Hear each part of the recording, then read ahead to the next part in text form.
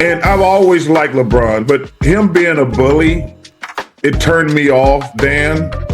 Going on Pat's show just bullying people. Because, LeBron, he's a control freak. He knows everything he's doing. LeBron James just got absolutely torched by Charles Barkley.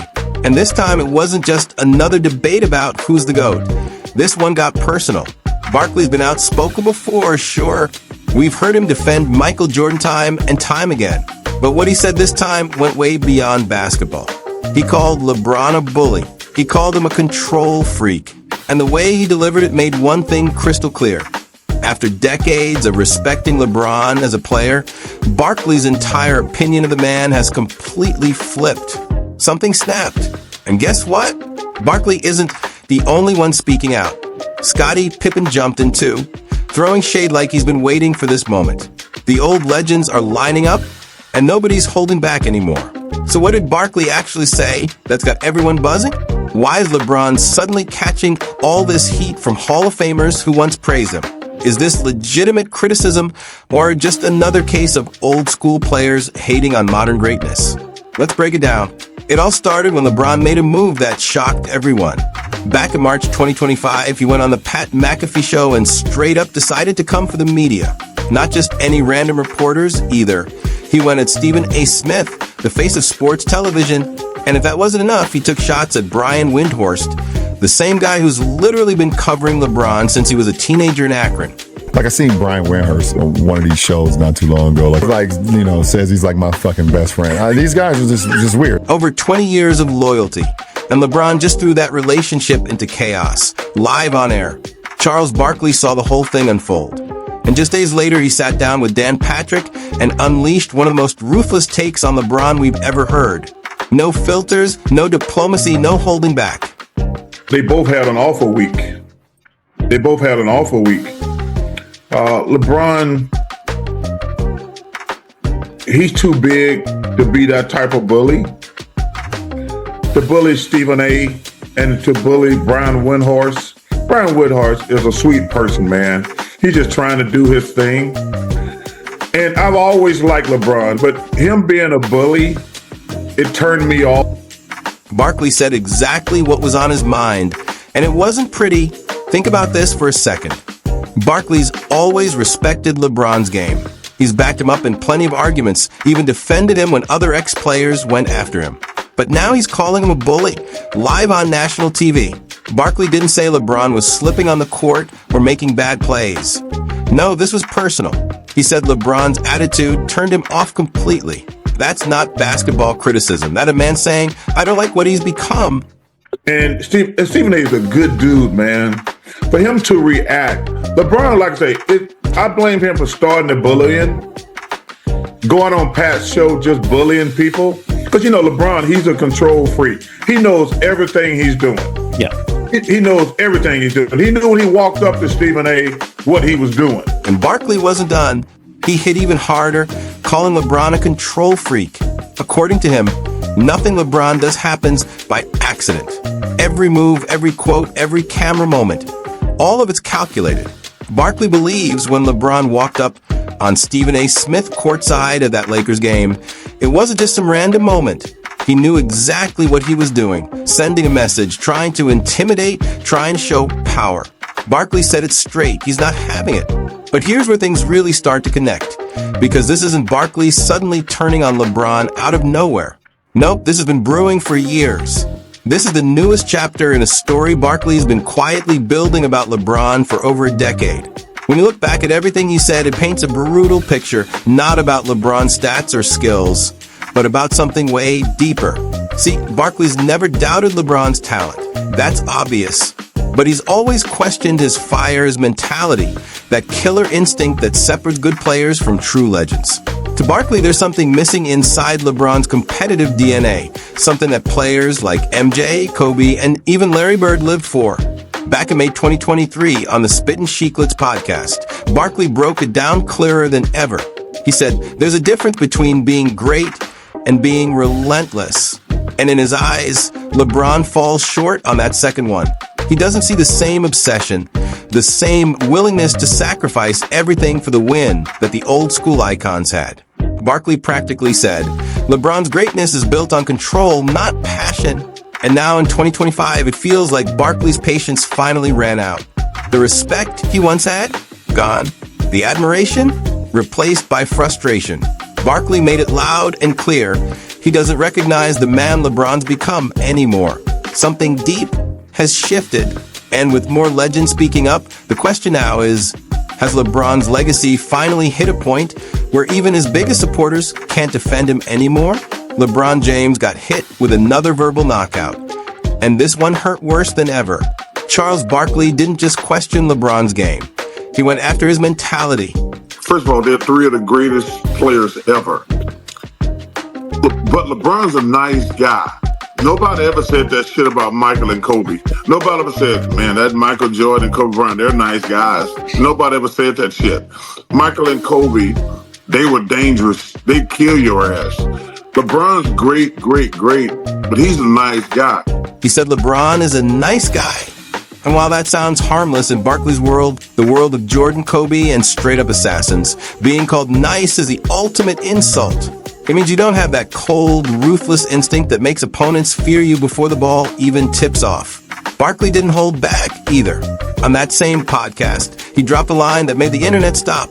He had to learn to be competitive because the killer instinct is not something like I've never, and Michael was one of my best friends ever.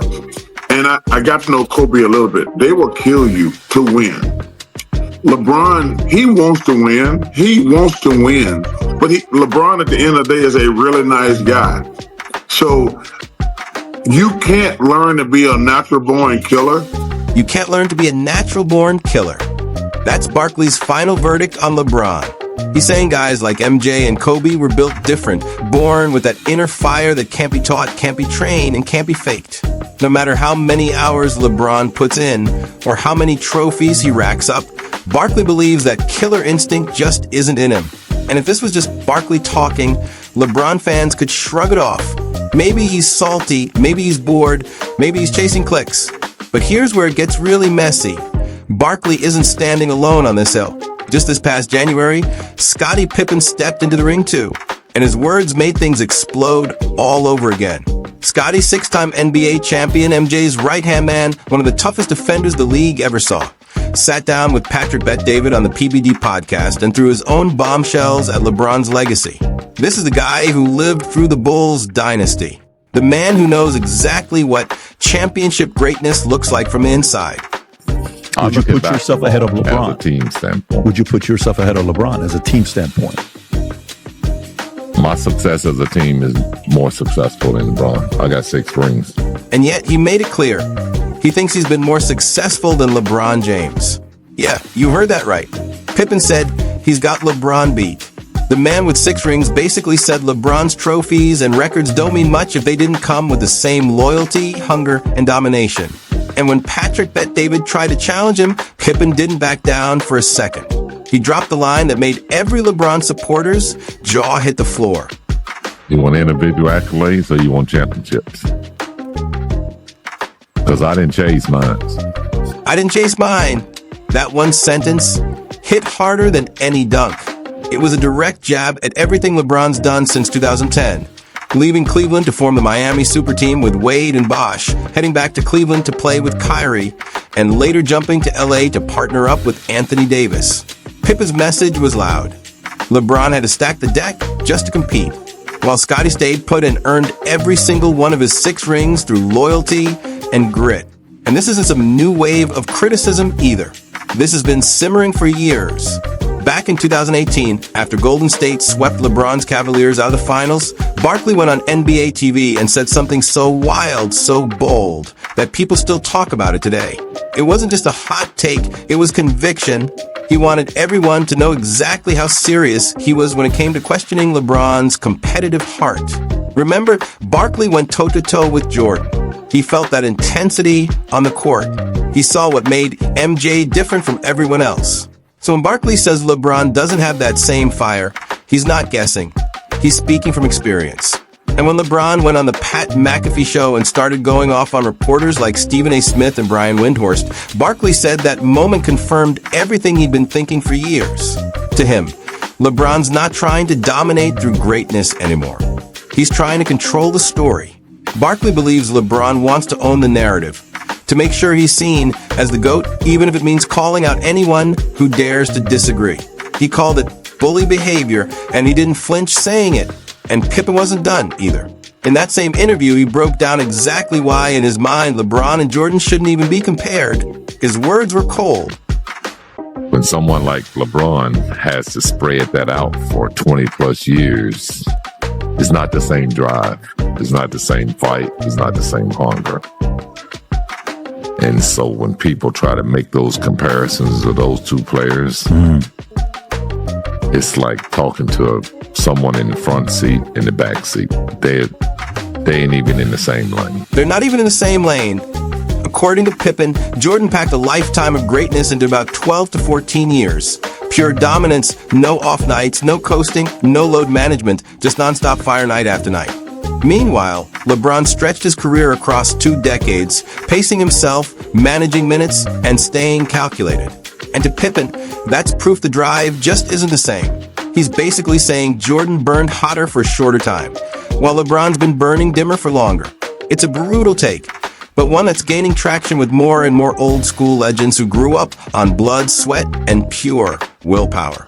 For them, LeBron's greatness looks too polished, too strategic. Not raw enough, not ruthless enough.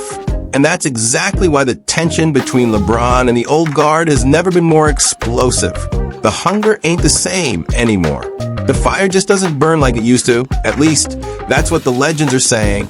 So where exactly does this leave LeBron James right now? What's the real verdict from guys who actually live this game at the highest level? Charles Barkley straight up called LeBron a bully and a control freak, claiming he doesn't have that ruthless killer instinct that defined Jordan and Kobe. He said LeBron's too focused on control, not enough on pure domination.